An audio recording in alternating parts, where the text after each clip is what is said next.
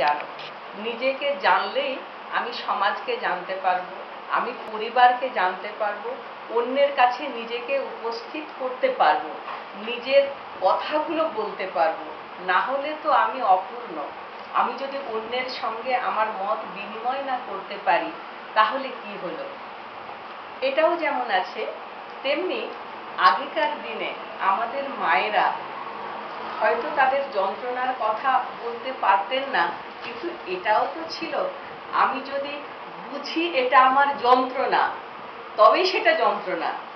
তারা কিন্তু তার মধ্যে সংসার সীমান্তে তারা রানী হয়েই থাকতেন, তাই নয় কি? নিজের সন্তানটি, নিজের স্বামী, তার পরিবারের দেওর, ভাসুর, শ্বশুর সকলকে নিয়ে মানিয়ে শ্রদ্ধা করে কি সুন্দর সংসার করতেন। ছেলে মেয়েদের একটা জায়গায় পৌঁছে দিতেন তারা। আজকের দিনে এত বেশি চেতনাপ্রাপ্ত রমণী যে ওই আমি কাউকে মানছি না, মানব না, এটাও ঠিক কথা নয়। আমাদের ধৈর্য শক্তি অনেক কমে গেছে। কিন্তু আগের যে নারী, আমাদের মা যারা ছিলেন, তাদের ধৈর্য শক্তি ছিল, সংসারকে, সমাজকে তারা মান্য করে চলতেন। মানুষ হিসেবে আমি সকলকে শ্রদ্ধা করব, সকলকে ভালোবাসবো, এটাও তো মানবিক গুণের মধ্যে পড়ে। আমি যখন খেতে বসেছি, একজন অতিথি এলেন, তাকে খাওয়াবো, কিন্তু আজকের রমণীরা দূর বাবা, সকাল থেকে এত পরিশ্রম করলাম আর এখনই লোক আসতে হয়, আমি আগে খেয়ে নিই, বাইরের ঘরে তুমি বসো বাবু, তারপরে তোমার কথা পরে ভাববো। এটাও তো ঠিক কথা নয়। তো সব কালেই ভালো মন্দ সবই আছে, এরকম তর্ক চলবে, চলতেই থাকবে, এর নিষ্পত্তি আর হবে না। আর তবু বলবো, সকলের ভালো মন্দ গুণগুলো নিয়েই আমাদের বাঁচতে হবে, আমরা এমন আলোচনা করব।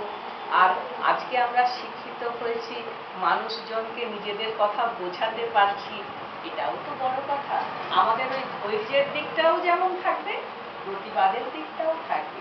সংসার থেকে আমি মানুষ, আমার জন্য কিছুটা সময় আমি রাখবো না, নিজের ভালো লাগাগুলোকে একেবারেই বিসর্জন দেবো, এটাও ঠিক কথা না।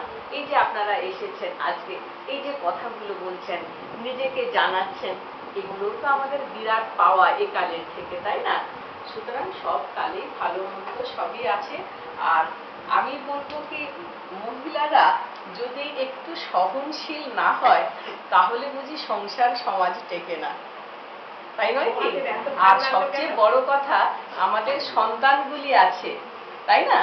তাদেরও তো আমাদের দেখতে হবে। আমি যদি এত বেশি শিক্ষিত হয়ে আমার ঘরে আমার স্বামীর সঙ্গে লাঠালাঠি করি, তাহলে আমার সন্তানটি কোথায় যায় বলুন তো? তাহলে এতটাই আমাদের উজ্জ্বল হওয়া উচিত নয় যেখানে আমার সন্তানটি একেবারেই অমানুষ হবে। এখন তাই তো হচ্ছে, বেশিরভাগ বাড়িতেই তাই হচ্ছে। লেখাপড়া শিখছে, বিদেশে যাচ্ছে, মা এখানে পড়ে আছেন, তাকে দেখার কেউ নেই। তিনি ওই রাত জেগে, ছেলে অঙ্ক করছে, বসে আছেন, সারা রাত জেগে, আমার ছেলে কালকে পরীক্ষা দেবে, মা বসে আছেন, জেগে আছেন। এত যে তিনি নিজেকে উৎসর্গ করেছেন সন্তানের জন্য, সেই সন্তান আজ বাইরে। মাকে হয়তো রাত্রে একটা টেলিফোনও করার সময় পায় না। তিনি কি এমন সন্তান চেয়েছিলেন?